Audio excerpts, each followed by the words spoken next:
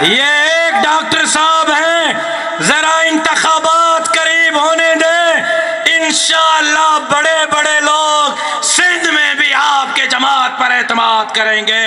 तशरीफ ला रहे हैं डॉक्टर अब्दुल क़य्यूम सुमरो साहब, जमीयत उलमा इस्लाम में शमूलियत का ऐलान करने के लिए। सरप्राइज दिया।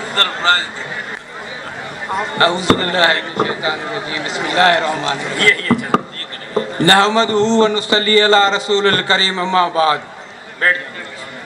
सबसे पहले मैं कायदे जमीयत हज़रत मौलाना फजल रहमान साहब का इंतहाई मशकूर हूँ, और उसके बाद कायदे सिंध अल्लामा राशिद महमूद सुमरो साहब का भी मैं इंतहाई मशकूर हूँ। आज मुझे ऐसे लग रहा है कि डॉक्टर खालिद महमूद सुमरो साहब के साथ में बैठा हूँ, क्योंकि जब हमने जमीयत उलमा इस्लाम में काम किया, जमीयत उलमा इस्लाम में पूरी जदोजहद की, और मुझे अच्छी तरह से एक एक दिन याद है। अब ज़्यादा मैं यहाँ पे बातें नहीं करूँगा, मुख्तसर इतनी बात ज़रूर करूँगा कि कायदे जमीयत मौलाना फजल रहमान साहब के हवाले से कि इन्होंने तकरीबन 40-45 साल से जो अमली तौर पे सियासी जदोजहद की है इस पाकिस्तान के अंदर,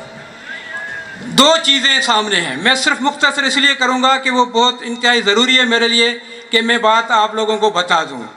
क्योंकि बहुत सारे दोस्त ऐसे होंगे शायद जो मुझे नहीं जानते होंगे, लेकिन बहुत सारे ऐसे स्टेज पे दोस्त बैठे हुए, मेरे मरकज़ी कायदीन मौलाना गफूर हैदरी साहब भी हैं, सूबाई पूरी क़यादत भी यहाँ पे है।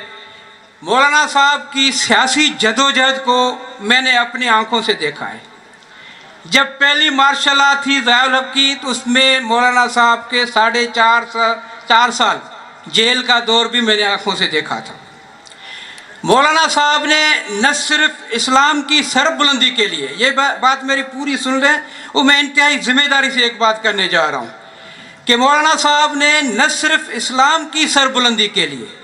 न सिर्फ जमीयत की सरबुलंदी के लिए, जमीयत के प्रोग्राम को पहुंचाने के लिए दिन रात मेहनत की, बल्कि उन्होंने पाकिस्तान के अंदर जमहूरियत के लिए जो कुर्बानी दी है, जमहूरी सिस्टम के लिए जो कुर्बानी दी है, आइन की बालादस्ती के लिए जो कुर्बानी दी है, आइन के इज्जत और वक़ार के लिए जो उन्होंने तकालीफ उठाई है, जो जदोजहद की है, मैं बता रहा हूँ कि ये पाकिस्तान की तारीख में शायद किसी सियासी लीडर जो है